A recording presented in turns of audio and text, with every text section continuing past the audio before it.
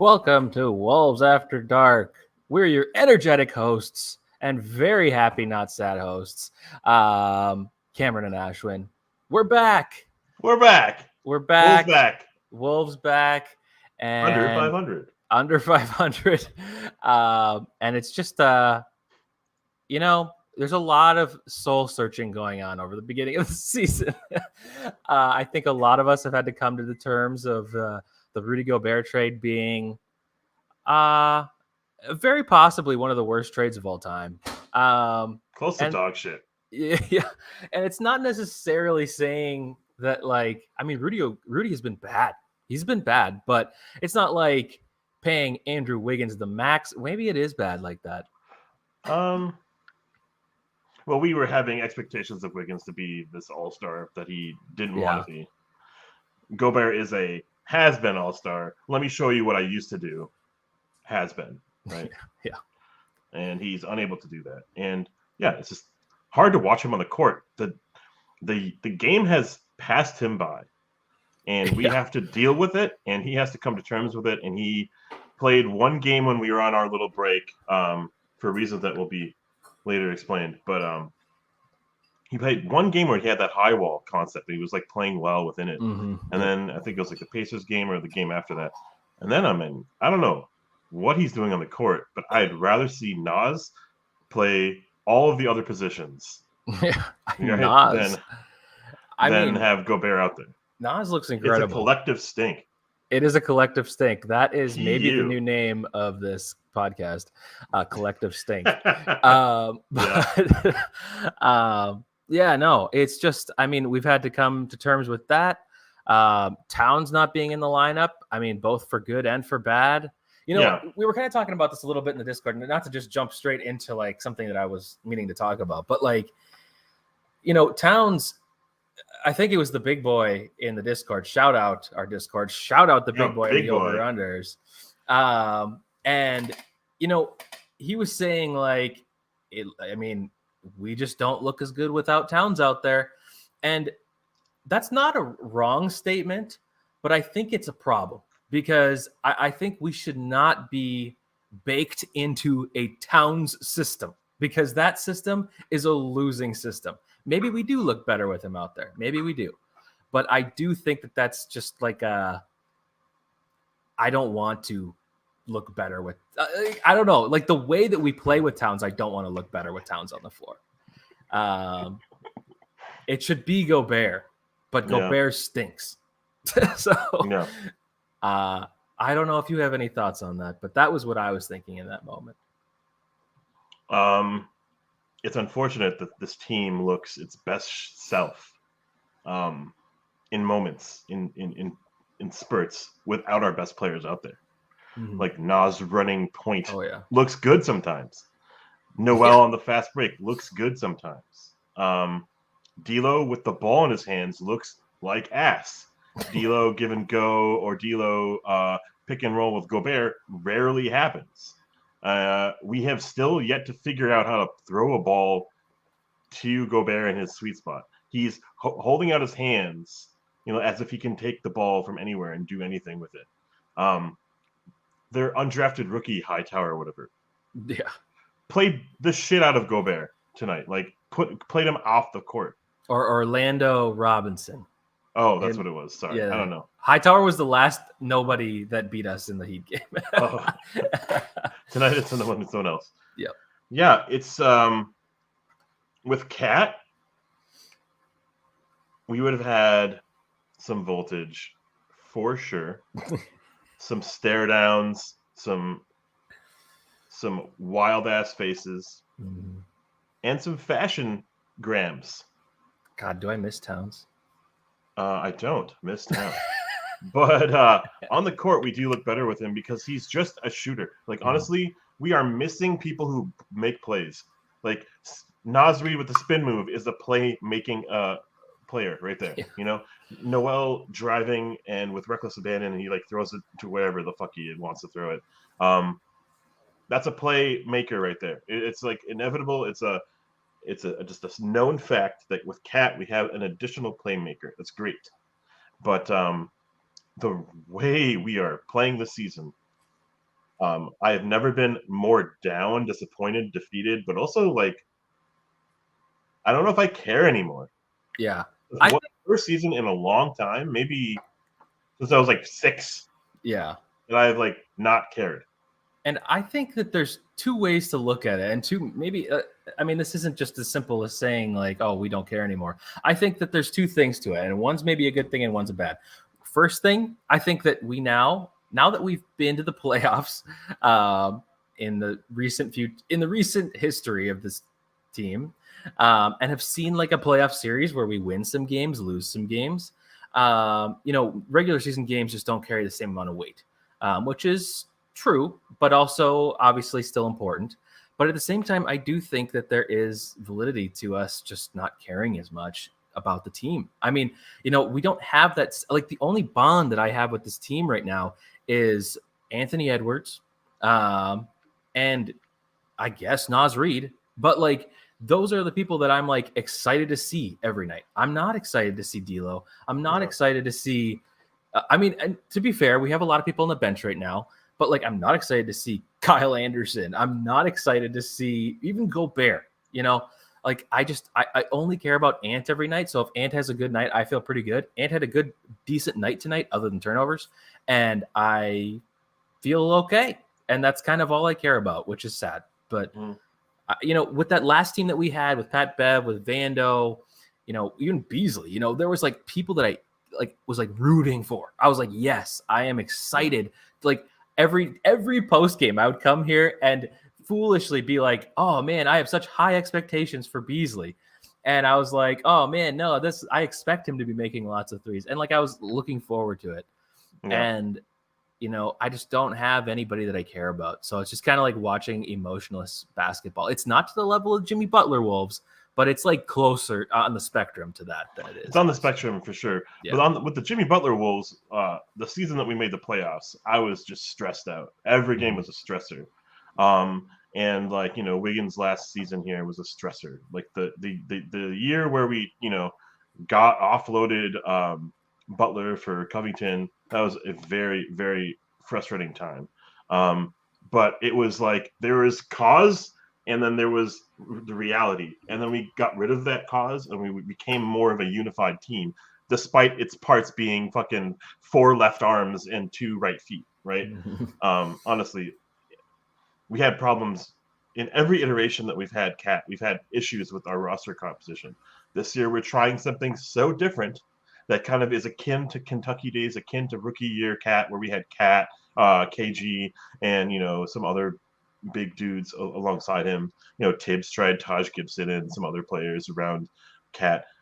Okay, well, Cat didn't play this game. Cat's been out for a while, and it's been really nice, refreshing to like kind of care about a team without its like benchmark player, the player that we're all like thinking about and almost like using as like the reason why we're here in this place. And to kind of just watch Ant kind of work, right? And a lot of reason this game was like watchable was Ant was cooking. Yeah.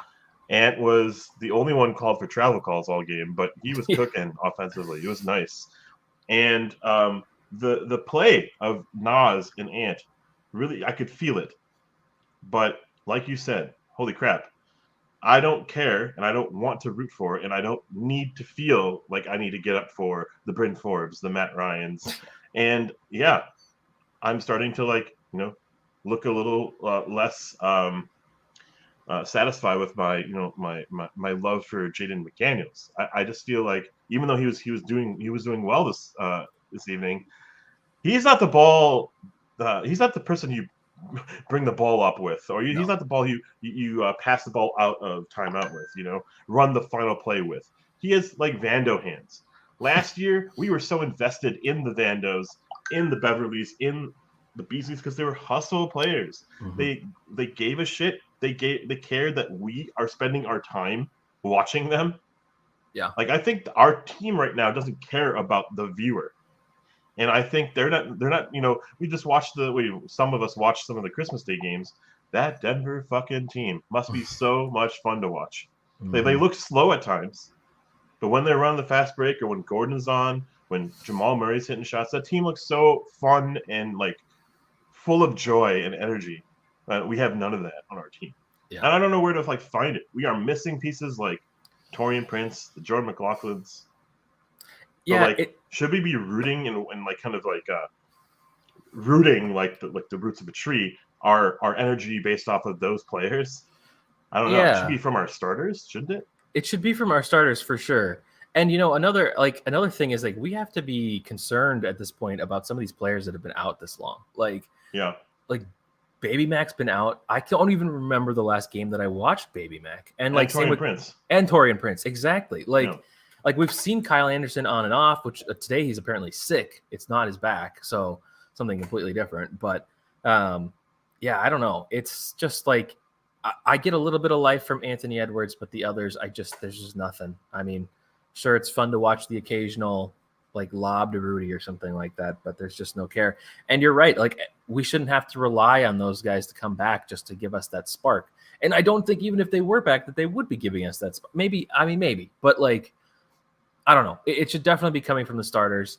And right now it's just not. But Gobert was out for a couple of days. I don't know, sickness or something, maybe a knee or something. And then he came back and played the high wall like to perfection. It was so cool to watch. Gobert could change his ways. That only happened for one game. And then the other games that, we were kind of MIA for, in general, were just dog shit. Like, and you're saying something like a win in December means less than a win, like kind of later in the season. And there is some truth to that. But like every win is offset by a loss, as silly as that sounds. And so a loss like this matters just as much as a win in April. Yep. So, we are putting ourselves in a position where our foot is like glued to the floor and the gun is loaded and you can't run away, right? I don't even know what I'm saying. And basically just, we have put ourselves in this position and we have no running room. We have no space, no runway to separate ourselves from the bottom of the pack. What's the bottom of the pack? Golden State, who's playing Christmas Day games without Curry, Wiggins, Draymond Green, beating Memphis. Mm-hmm. Yeah. Oh man, that was cool to see that Klay Thompson meme. But like, because Dylan Brooks is an asshole. He is. Beside the point, we don't have anyone kind of like that hungry right now. Mm-hmm. Ant feels like he might be one of the only ones who's hungry for a win, hungry for victory, hungry to like push this team to success. I don't get the same vibes from the rest of this team, rest of the players, and even like the personnel. Like our coach just given up.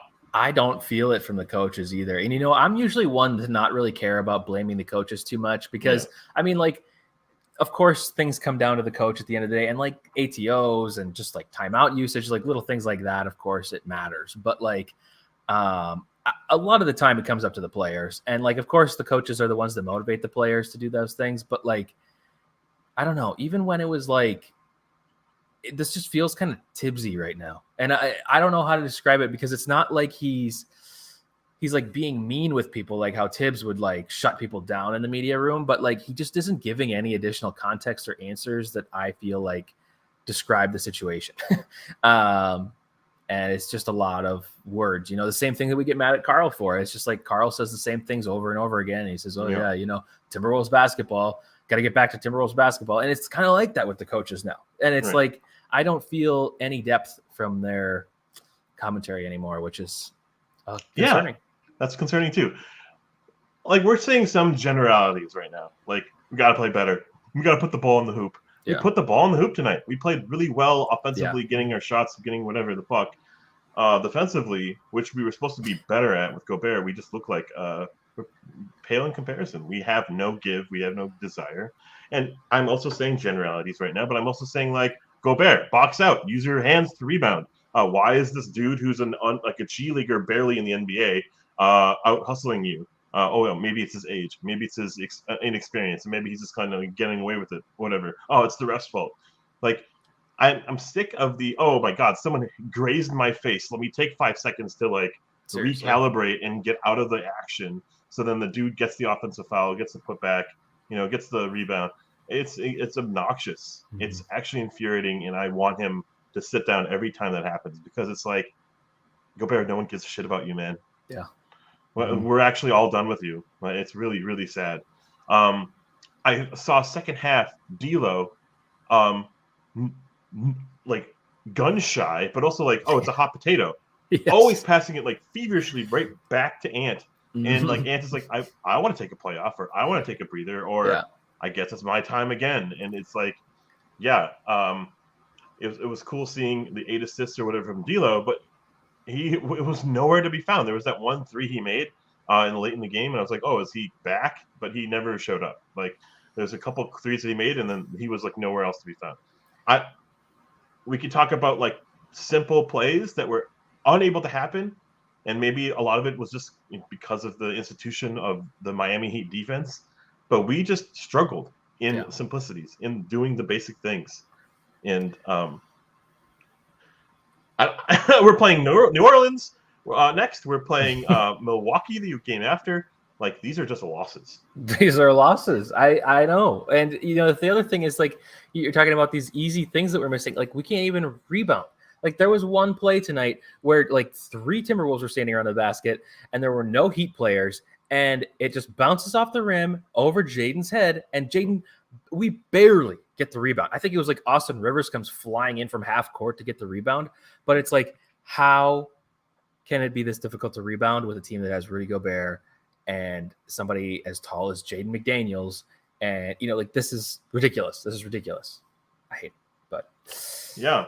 I'm at that point too, where that H word is, that 4-letter word is coming out every like minute and a half of action. I'm like, I hate this. I hate what I'm watching.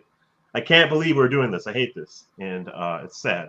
Luckily, we have each other, and also that we have a tier list to cry our sorrows away as we grade them, because that's how we feel powerful and empowered by watching this team and committing ourselves to this team on the daily, on the nightly, actually. Sorry. Like, share, subscribe. All right, let's get our hate out of here. So, as you can see, I've already put Bryn Forbes in Glenn Taylor. I think this is going to be an ongoing thing. He is really bad, and I don't even remember if he played tonight, but he deserves Glenn Taylor. Yeah, and along that note is Chris Finch, putting him in a position to fail. You put Finch puts him in with Gobert, with Naz Reid, with Matt Ryan, with like these are players that can't make their own shot, who can't create for each other, and it's like Forbes' time to do this, and Forbes is just a spot up shooter. It's like really bad. Austin Rivers, I think, was the other guy. It's just obnoxious lineups, and yeah, we are dealt this hand, but like this is not the solution. No. Anyway, so yeah, totally agree with Glenn Taylor. We might be seeing more than one Glenn Taylor tonight. There's 2 players of note, maybe a third, but I don't really care. Matt Ryan, I don't care. He made a couple threes. Welcome to the NBA, I guess. Again, I think this is Matt Ryan, right? I mean, I really don't know. Is this Matt Ryan? Why does he have a green jersey on? I don't know who that is, man. It's got to be Matt Ryan. All right, Token, my dude. Yeah. I like Luka Garza though as Matt Ryan. Yeah, that was pretty funny. Well, yeah, let's put him in. Okay. Maybe that was when the Lakers wore green, because that's what they do. Oh, true. And maybe it matches Juancho. Oh, I like it. I like the fact that he was playing, but I wish he was playing for another team. Okay, Jalen Noel, 20 minutes. I've been really down on him lately, and like tonight did not really first service him very well. I think he was given the hand to be more of a distributor tonight than an aggressor, and he really is just Jamal Crawford 2.0. And he's what else is he? Jordan Shabazz Muhammad Crawford as well. Yes. Where there was this dude who like dunked on LeBron in his rookie year or something. That guy was just like a glass cannon or like a microwave off the bench. No comparison to his game. I'm just thinking this guy who's supposed to be a microwave off the bench had more assists than he had points tonight. 5 points, 6 assists. He missed his only free throw. When I just want him to shoot threes, a grade for him in 3, 2, 1. Juancho. And yes. I'm so close to Glenn Taylor, but I can't do Glenn Taylor yet. Not for our boy Jalen Noel. No L, only L's today. Yeah. But on the flip side, Naz Reid, should be starting center or starting power forward for another team, but is instead just wasting his talent away on a Minnesota franchise. 30 minutes, 8 for 15 from the floor, 3 turnovers, but 21 points, 11 rebounds, and a team high plus 13, including 4 for 5 from the free throw line, which is cool seeing him get to the line. A grade for our boy Nas in 3, 2, 1. Hey. Yep. Nas has just been incredible, and it continues too. It's not even just like, oh, every once in a while he has a great night. Like almost nightly, he's having an amazing game. Yeah. So I am so in on this Nas Reed, and it's just it's exciting to watch him play. We were talking about the players that you get kind of like excited to see, and like of course Ant is up there on the list, but like Nas might be number 2 right now because he's just so exciting to watch. Yeah, Nas is number 2 actually for me too. It's like I hate these fucking moral victories, but we're down so many people next man up, right? And even at the start of the season, he wasn't getting any time, and then he got some national media attention, and he got some national game attention, and like you got to play him because he's producing, right? You got to put him out there because he's producing. Reminds me of like Vando. Like Vando might not putting up the stat sheet, but you got to put him out there because he's doing the right things, the right plays. Nas Reed is inept on defense, but at least he's not getting into foul trouble as much as often. At least what I've seen in the last couple of days, last couple of games at least. I love seeing in what we don't see in other players, we get to see in Nas Reed. That is very true. That is a good statement. Okay, cool. Let's go to the starters and let's go like rapid fire mode. I like it. Austin Rivers, 32 minutes, 4 for 8 from the floor, 10 points, 4 assists, 5 rebounds, plus 8 overall. A grade for Austin Rivers in 3, 2, 1. C. B. Okay. Right. I say B because I have been kind of surprised with how much we're able to use him. Now, maybe we shouldn't be using him this much, but he has made some decently big shots. I mean, he brought us to within 3 late in the game. And he's made some decent defensive plays too. I don't know. When we signed Austin Rivers, I thought we were going to have that fun story about Kyle Tyge asking him about like Mighty Ducks or whatever. And then he would be like this fun bench player as like a voice, but not necessarily a player. And he has become valuable for us. And he's even had some crazy moves around the basket that have been kind of like making me say, oh, but at the same time, I'm not saying should be in our starting lineup. So I don't know. I've been pleasantly surprised, and he's definitely doing more than I expect. So that's why I say B. Yeah, you can put him in B tier. I don't care. I think he's been a happy surprise for the most part of his stint since being like a starter, since being kind of more of a role player than he has been. Because he wasn't getting time, and we were kind of wondering, like, why did we even get him? Yeah. It was for moments like this we were expecting, and probably building a franchise or roster around injuries that will inevitably happen. The season is long, and he will get his time. I'm glad to see him getting a shot. However, what he does do is what I don't like, and what he doesn't do well, or what he doesn't do enough, is what I'm hoping that he does. Like when we all become healthy. And what I'm trying to say in that really convoluted way is he drives a lot to the rim, and he does it really like herky jerky, and there's some really cool like action, but it doesn't produce anything. Mm-hmm. It like rarely does anything. It doesn't like he has to make a spectacular layup to make it work. Yeah, it has to become this reverse layup or this like I don't know. You saw that thing that he did like late in the game. I was like, holy crap! But he missed, widely missed.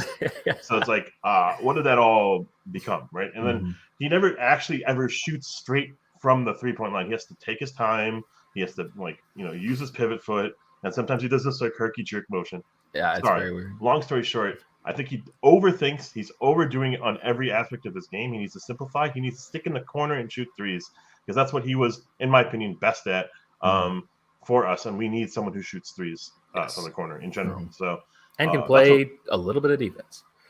Yeah, and he can play defense, and I think that's pretty cool to see him and Edwards kind of run in the 2-man game on top. Like allows D'Lo to be more of a lower like voice. It's good to see. Anyways, what did we say? B? Yeah, Cool. Yeah, speaking of D'Lo, 36 minutes, 13 points, 6 turnovers to his 8 assists. So that's not Tyus Jones numbers. Yeah. And 5 for 11 from the floor, only 11 shots, but 3 for 8 from 3. It's good to see D'Lo shooting at least, but did he shoot himself in the foot in 3, 2, 1? D for D'Lo. D for D'Lo. D for D'Lo in general this season. I think every 20 games we see this like insane game from Wiggins, or we used to see this insane game from Wiggins, and we were like, oh yeah, that's why we have all this high hope. Yeah. Every 10 games we see that for D'Lo, and we're like, oh, bring us back, man. For all the doubters, all the haters, yeah, lyrical lemonade right here, right? And it's just not enough anymore. And especially when we don't have that offensive production from Cat out there, you would expect some other people's numbers to rise. For me, I thought one of the biggest many factors were going to be Gobert and D'Lo pick and roll. We're going to see it to use it as a weapon, and it's disguised as our weakness. No one's even planning for it. No. No one plans for D'Lo anymore. No one plans for Gobert. Actually, what they do is they attack Gobert, right? Mm-hmm. And so they're doubling Edwards, or they're making Edwards uncomfortable, or something like that. D'Lo needs to realize that he needs to be a fucking threat out there. Yeah, he needs to make him pay. If they're gonna all swing to Gobert when he's rolling to the rim, then he has to make him pay. And he has taken a lot more shots off of the pick and roll, and he's been making some, but it has to be automatic. He has to be automatic with that, so that some players do actually come up to him when he's shooting. It can't just be, a 50-50 chance on whether or not. It has to be so automatic to change the defense. And he just doesn't do it enough. It just doesn't happen. And then he stopped shooting, like you said. He started passing it aggressively back to Ant, and then Ant's like, okay, I guess I'll just do the whole game. I guess I'll just take over everything. Yeah. So, yeah, I don't know. I just I at first when Towns went down, D'Lo looked pretty good to me, and I was actually pretty excited because he was getting a lot of points every game. So I was like, perfect. But it's just it's not staying consistent, and we need him to be way more consistent than he is. Yeah, and I think what's going to be great is all of this this tape, this reel of plays that he can be something, and move him, alongside that footage.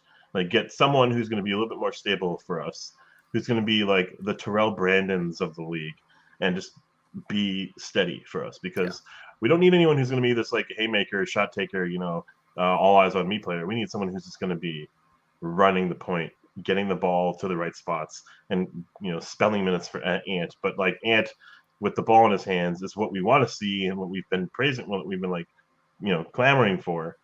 But with D'Lo and the ball in his hands, man, it's another type of offense altogether. We're watching two different teams. Yes, very much so. Jaden McDaniels, 30 minutes, 6 for 9 from the field, nice, 16 points, 4 rebounds, 3 assists, and a bevy of all of these other stats. But notably 1 turnover, which was, in my opinion, the game right there. It's just you can't throw the ball in bounds. Your name is Jaden McDaniels. Yeah. A grade for our boy, Big Mac, in 3, 2, 1. D. I am low on Jaden again, and I think it has to come down to me saying that I'd like him gone, because last season I did that and he went off and made me shut up for the rest of the season. So maybe this is the time where he can start going off, because I don't have fun watching him play. I understand that he obviously he has a big part of the defense, and if we take Jaden out of the lineup, the defense is only Ant then, and I guess Austin Rivers. But man, God, I didn't even mention Gobert. That's sad. But yeah, I don't have fun watching him. It's a struggle to watch him. I feel like he carries every possession. I feel like, what is it, Devin in the Labs or whatever that Twitter account is that's exposing people for carrying. I feel like if he watches Jaden, if he watches Jaden McDaniels, I feel like it would be amazing for him. But I don't know. I just don't have fun. And like he's making some shots. Like he's not like the old Jaden that was all defense, no offense. But it's just not. I don't know. There's still foul problems. There's still shot making problems.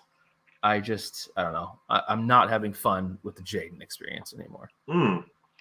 Yeah. Well, I think the staff, the coaching staff, is having fun with Jaden. They're increasing his role, and I don't think he's that type of player. Like what we're doing with Wiggins, like we've been doing with every player that is not an all-star, that is an all-star in their role. Jaden is Wiggins. He needs to be the fourth man, fifth man with the ball. The ball in his hands equals like really suspect plays that sometimes go in. Sometimes they're like, how the fuck did that get in? How did you dribble through that? Yes. And all this other nonsense. And it's not really like sustainable, because once Cat gets back, Jaden's role is going to be diminished. And so what are we doing this for? Like, what are we giving him all these like possessions to like create by a triple team for? Like to build his value to trade him? Maybe. And if that's the case, then that's awesome for the Jaden haters out there. But like my stock on him is lower lately, because I just feel like what he's supposed to be doing out there is not what I'm feeling is happening.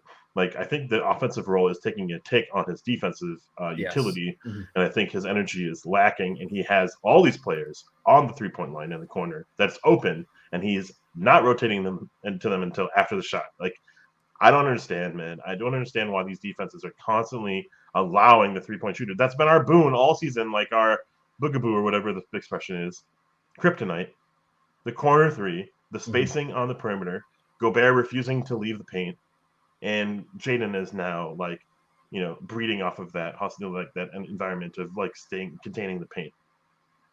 And so he's late to all the threes, and he's just making and banking on Strus missing. Strus is like a notorious Wolves killer. All these players kick our ass, given the opportunity. And so, this brings up a totally different point. Well, not totally different, but like, do the players understand who the Wolves killers are? Because it seems like they absolutely do have zero memory when it comes to the players that constantly kill us. Like, we just don't close out. We leave them wide open. Every game, there's never like the only time I've ever seen us adjust to somebody was in the playoffs versus the Grizzlies. We adjusted from game to game, and Desmond Bane still went off on us, but like, we were really clamping down on Ja Morant, trying to get him really out of rhythm. And like, that's the only time we've ever been like, you know what? Let's stop this player. Like, let's stop this player that always kills us. We just let it go now. It's just like, whatever. Who cares?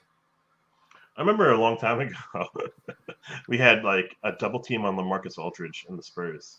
Yeah. And it was such a long time ago. And then he was just so flustered that he couldn't get anything off. And then I think maybe even DeMar DeRozan was on the team, or someone else, maybe like an injured Kawhi was on the team or something. And okay, that was the last time. Like, we've like made an adjustment for a team, specifically a player.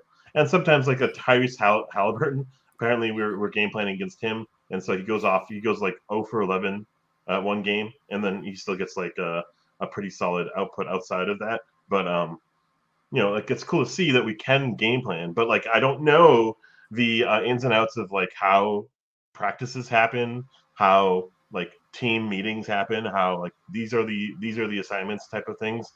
Are they individual? Are they like unit based? Are they like kind of rotation based? Because what I mean by that is, if there's no meetings, there's no conversations, no communication, we're just going to see the output on the court and let it be, right? I feel like we need to have more meetings, more practices, more environments where we're like, and this is the player that we need to stop, and in this situation, this is how we read this play, and this is who we're stopping. Because Hero went 0 for 8 from 3, but he could have easily went 6 for 8 from 3. We weren't doing anything to stop him. Yes, exactly. I don't know, man. It's crazy. Like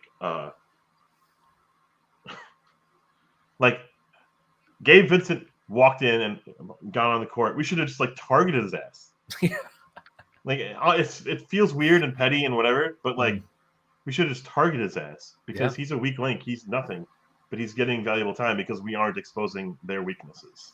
Okay. Well, we have plenty of weaknesses on our team, and Rudy Gobert is no exception to that. 31 minutes, 10 points, whole lot of nothing, 8 rebounds, which is so stupid to hear. Like to Yeah. say that and recite that out loud. Mm-hmm. 8 rebounds. That's as many as Orlando Robinson had on the offensive end. Yeah. Um, Oh my gosh. 5 for 7 from the floor, which is cool, but they're all like layups. So like, shut up. Like that's not a really cool thing to like talk about. He did It have should like be- one 20-foot layup. It should be 12 or 16 or something like that. Like if you're Gobert getting paid $40 million, don't get it. It's kind of like the playoff series with Cat. Like Cat had like 6 shots in those games, and like gets in foul trouble, and he gets himself out of the game, and no one's game planning for Gobert. No, they're just playing it like to his detriment. Like his weaknesses are he's slow, he's lumbering, and he always will protect the paint versus make the right play, I feel. And well, a grade for our dude who's stuck in his old ways. In 3, 2, 1. Glenn Taylor. Or Glenn Taylor. I'll go Glenn Taylor. Tonight, he was what's wrong with the team. Like I think ultimately it came down to what is Rudy Gobert doing out there on the court? Yeah. Why is he getting minutes? Because I felt like every possession on both sides of the ball, he was failing us. He was not correctly making screens or not setting screens. He was trying to get the ball waving his hand in positions where he's ahead of the defender, not behind the defender, like where it feels like he can get a lot of his shots. I think Jim Peterson even mentioned that. And I think for the most part, he's not boxing out, and he's playing with his hands more than his body, and that's just fundamental third-grade basketball. It's nonsense. And I don't know, man. I think he has an ego. I think he has these things that are getting in the way of him being a team player. And, I am losing my voice thinking about him, not talking about him. I'm just so frustrated. I'm too. Under the moon about our boy Rudy Gobert. Under the moon. Yeah, that's another name for our podcast. I am also sick of Gobert. It's sad that we are talking about this, and it's even sadder, even more sad to be correct, that we gave up everything to get him. It's not like we just took a risk and acquired Gobert, a big, in a time where everybody's going small. It's the fact that we gave up our entire heart and soul of our team last year to get him, and he's done almost nothing for us. And it's just, I don't really see how it changes unless we completely cater the offense to him, which we kind of already have because he demands the ball and then we try to pass it into him and then he has butterfingers and can't hold on to it. So there's just a whole lot of not fun things happening in Wolves land right now. And the only thing that I enjoy is seeing if Anthony Edwards will become most improved player of the year or something like that. Yeah, the All-Star nod would be also really sick, just because it validates our fandom towards a player, I guess, to some extent, or not. I don't care, but it'd be nice. I kind of want to move on, honestly. Kind of want to, get out of this show. Thank you so much for tuning in, though, everyone. I do think that our Discord... We do have one more person. Yeah, I do think that our Discord is a nice spot to be hanging out with us, talking about the games live or after the fact. So if you see the link in our YouTube comments, feel free to join us. We're fun, aren't we? I think so. But we have been lacking a little on the attendance. and our best boys, the Big Boy and JBX and Gerald and everyone else, they're doing such awesome things for our server. And it'd just be awesome to have more people along for the ride, along for the journey. Join the journey. #processing still. All right. Overall rating or tonight's game. This is a tier list that is actually about tonight's game only, on a rating of what they would normally do. Their seasonal average is a C. It sounds weird to say that, you just passed. You're doing above average, you're getting an A or a B. Or if you're this ridiculous, otherworldly, out-of-body experience, you're an A1. we've had a few of those this year. We have. But for the most part, we've been in this like middling like C or D range because we don't really. I don't think our identity is created or generated so far much outside of just talent itself. Like, and speaking of talent, like the player of our team right now, the team that we need to rebuild our franchise around, and really consider what that means. Not just like trade more draft picks, but like acquire talent that helps augment Anthony Edwards' talent. 40 minutes, 11 for 16 from the field, 5 for 8 from 3, 2 for 3 from the free throw lines, which sucked to see him not getting the attention that he should have gotten on the free throw line. But 29 points, 7 assists, 2 steals, a block. Also, 8 turnovers. But I think we can discount a few of those. Maybe. We'll talk about it. In a grade in 3, 2, 1. A. A. I can look past the turnovers just because of how successful he was tonight, both shooting, defending. I mean, he had a really nice block at one point. I don't know. I like this is just it's fun to watch Ant have the offensive reins for himself now because we get to see a little bit more of like real basketball. Because even like when Cat was doing really well, it was like different basketball, you know. And like if I'm taking all my Cat hate out of this right now, like, you know, they're like Cat was just totally different basketball. You're watching a big for one, and he's kind of trying to do literally everything. He's shooting threes, he's trying to post up, he's doing behind the back passes, you know, all the stuff. But like seeing this as like traditional, like this century basketball, and like Towns is like some weird future thing. So no, I just really enjoy it. It's fun to watch. And then, you know, to have these like swings we've had, like even through all this badness, like Ant has given us the ability to kind of come back in certain situations in games where it's like, oh, Ant is just like making shots and he's kind of making it happen, which is just fun to see a superstar do. But at the same time, like you said, we should be building around Ant, getting Ant the pieces that he needs to be the most successful and for people to be successful around Ant, which right now is just not what it is. Yeah. Oh, I just noticed that your camera is black. Oh, it is. And just like that, we lost 3 viewers. So that's got to be a correlation. There's got to be something in common. And I also want to say I hope you are feeling better. I know that you recently came down with something pretty significant. I did. Yeah.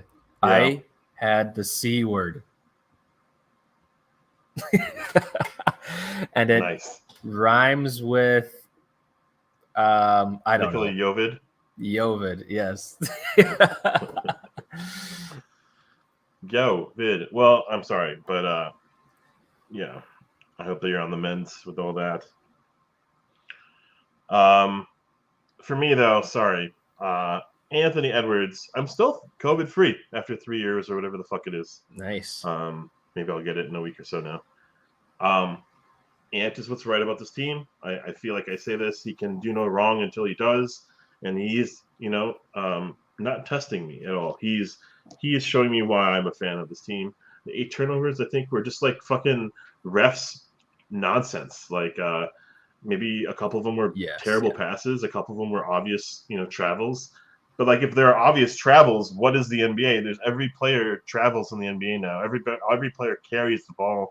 You're picking spots here and there, and it was interesting to see that like offensive foul not being called at the end of the game.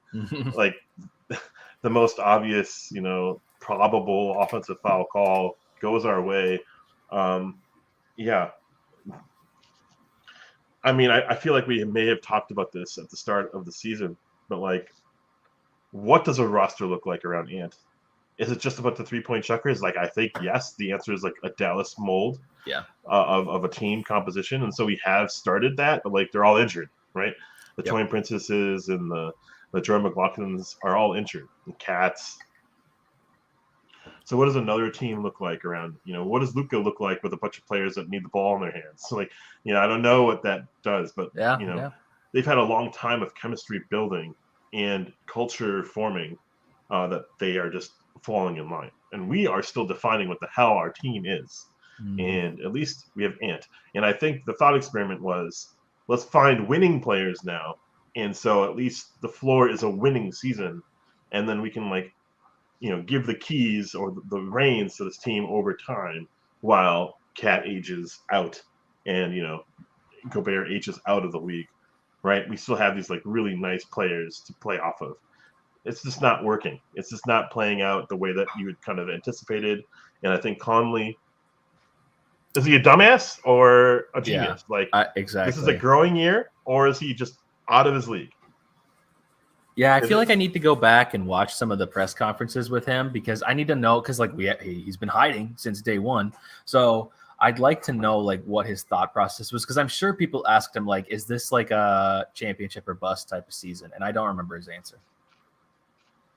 Yeah, nor do I care. It's why are you swinging this way? Mm-hmm. There was the Miles Turner, availability. There is Kelly Olynyk. Those types of players can be found for $2 million. Yeah. And a trade of a second-round pick. Rudy Gobert, I don't even think there was any offers on the table. No, yeah. Who was yeah. That's the thing that really gets me. It's who was out there outbidding the Timberwolves in getting Rudy Gobert? Yeah. Nobody. And then if there were, we didn't hear about him, which is cool. Thanks, John. But also, if there weren't, play the game, Connolly. Play the odds that you can get less. You can trade less for him.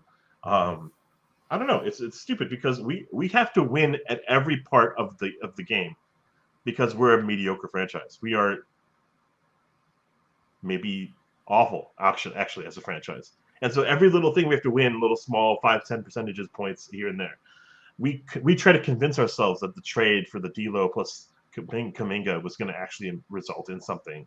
And it's given us some nodes or some notes, some mouthfeels of success, right? Yeah. But we lost that trade, straight up. And Golden State took advantage of us. Why aren't we taking advantage of other teams when they're desperate to offload their players? They really only got D'Lo to trade him to us. Yeah. To get Wiggins. They swooped in on that flight mid-flight to say, nope, the crash landing is here. Yes. On the Timberwolves, not with us. Because why? Because why would they need a D'Lo? They already had everything. What are they going to do? Run 5 point guard outs there? I don't think so. So right. It just didn't make sense. But yeah, Renzi, what was Tim thinking? I don't know. It's crazy. And there was an earlier comment. I think Gerald said, what would Rosas have done this year? This offseason. And yeah, maybe it's a building year for next year, but the West is so fucking wide open this year. And it is, yeah. We could have stood pat and had a Portland-like start to the season. Exactly. We could have had a Portland-like season where they didn't make any moves really. They got Jerry and Grant, which was awesome, but that didn't change or shuffle or adjust the feels of that team. No. With Gobert, we completely had to change how we played the game. Yes. I don't know. It's crazy to me. And it's have a truncated training camp, have the players who are all-stars not be at present really adds up. And I feel like a broken record when I say that we're still in training camp. I think we're still in the early phases of the game of the season, and we're actually supposed to be mid-season form. And we're just behind. We're behind the curve, and it's going to catch up to us. It's eventually, we are who we are, and we can't be better than that. And the Utah Jazzes and the Portland Trailblazers had a huge rockin' start to the season, and they could afford a couple losses here and there and still be where they want to be. Yeah, it's it's bad. But upcoming schedule, because we're all really looking forward to the next couple games. We are going to play the New Orleans Pelicans on Wednesday. And then we have a back-to-back against the Bucks and the Pistons. I don't like that. You remember when we did preseason predictions? We rated every game, and we did it live for some reason. Yeah. Man, let's do it again. Only this time we count all our L's. We probably should. We should go through again and it has everything there, and then we go and decide what we think our mid-season predictions. Maybe if we care enough. If we care enough, yeah. Cool. Well, you got anything else? I think I'm done. I'm done. We said this was going to be a 5-minute show before we started, and it was 50. I had 10 minutes every minute. The camera ends 10 minutes. Anyways, before my camera overheats, it was fun chatting with everybody. If you haven't already, join the Discord. That's where we have some tier lists. We'll have the over-under. Shout out the big boy. Shout out JBX. Shout out Eanes. Shout out Ian Benjamin or Eanes, however you say it. Sorry, Eanes, please correct us if we're saying something wrong. So trade deadline coming, which is in February. What do you guys think is the best move for the situation? Well, Renz, you might just have to wait until next time. Tune in next time. Trade the farm. Trade the farm. That's our short answer. But anyways, and our new show name. And another new show name. Intro as the outro. We hope so. Yes, we hope so, Davey. We will see you sometime. Bye. Bye.